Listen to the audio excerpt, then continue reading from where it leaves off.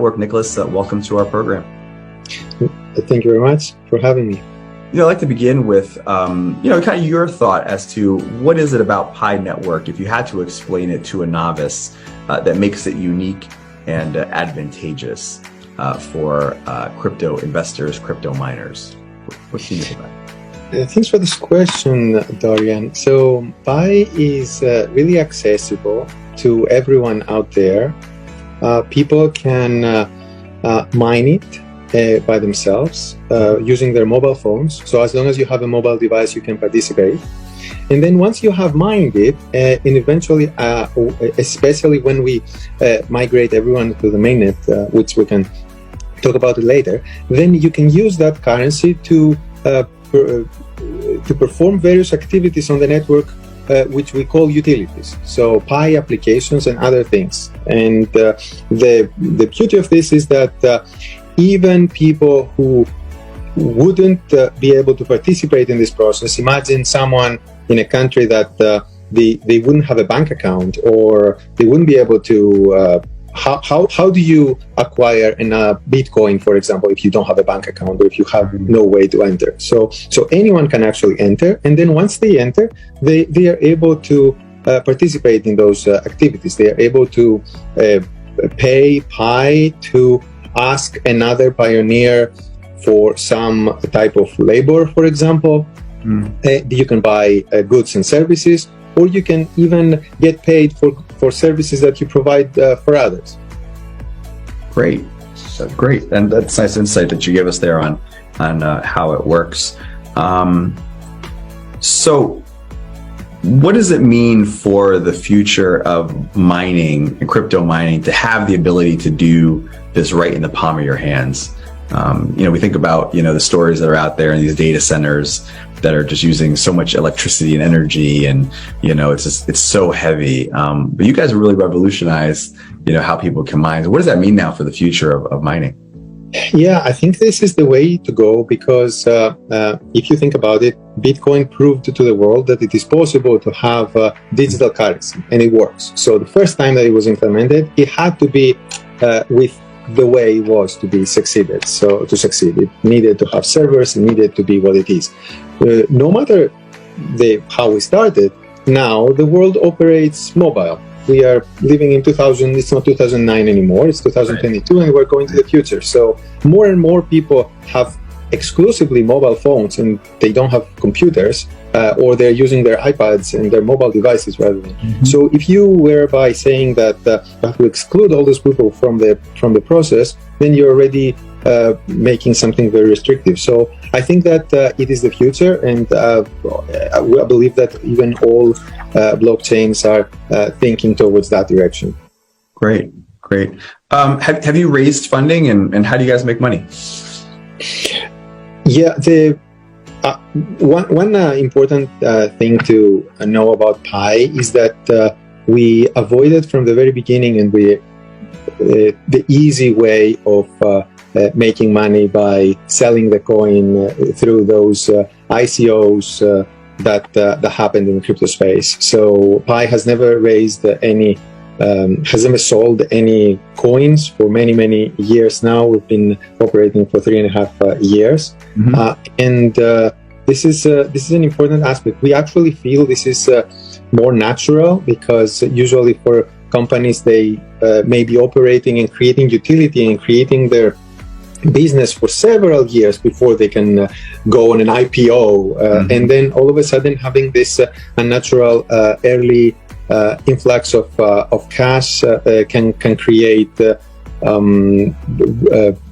unnatural results as well, with what we have seen in happening with other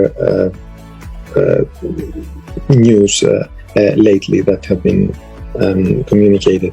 And in terms of Pi, we bootstrapped as much as we could, and eventually raised some money as part of a traditional Silicon Valley startup from private investors.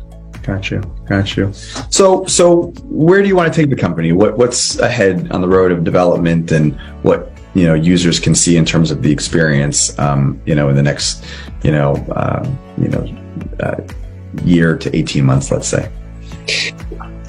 Well, the goal is to have a very useful, widely accessible cryptocurrency that can allow a lot of people to be able to take advantage of the new utilities of blockchain.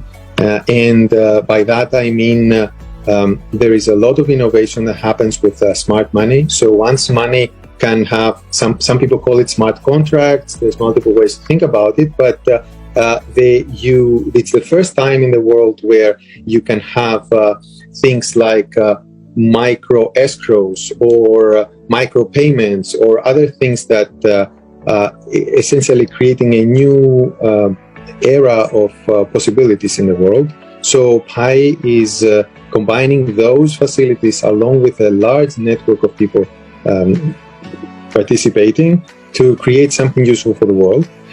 Specifically, that's for the longer term, as you said, a year and a half and beyond. In the meantime, from now until then, what's important is that we are currently in the process of completing KYC for the members of the network. So Pi is going to have millions of people who are crypto ready and KYC, then real people, real accounts on it. So we are currently in the process of doing this, and the goal is that once we have a large number of people who have initially KYC'd, to migrate their balances into their mainnet so that they can start exploring and using the currency.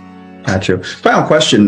We've just seen really an implosion in the cryptocurrency market, as we've seen in the regular, equity markets. Are you concerned about what you're seeing just broadly in the crypto space? And actually, is it good? Is it clearing out kind of the bad apples in the industry that and then allowing it to kind of move forward in a better place? What are your thoughts on that?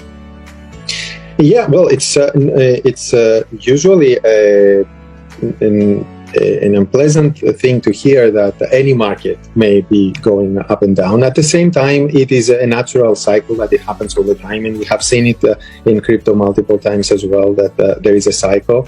I also agree with the second part of your question, that you mentioned that this helps possibly clear out some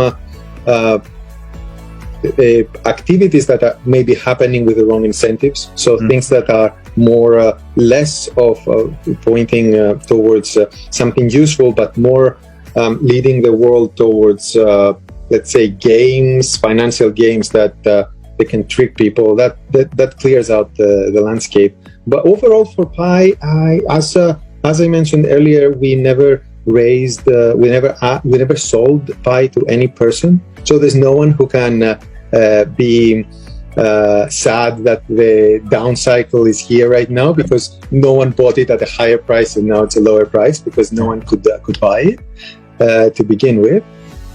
So essentially, to the Pi network, the way that the currency is used hasn't really been affected by the external market at all. Because I can give you an example. Right now, people are spending 1 Pi to request to be KYC'd by the network. This 1 Pi, and everybody is paying 1 Pi. This 1 Pi is pooled and then distributed to some human validators, other people in the network who are helping complete the validation.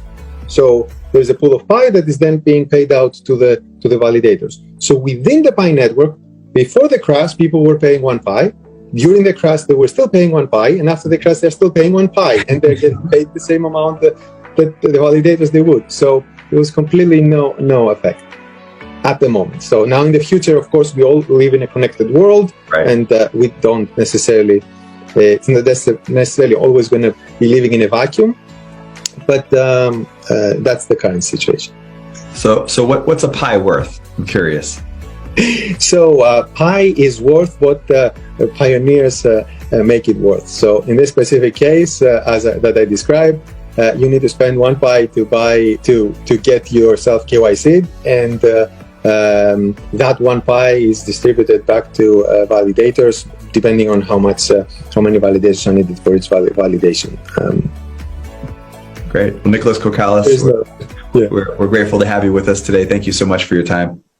Thank you. All right. Subscribe to our Pi Whales YouTube channel and earn Pi rewards.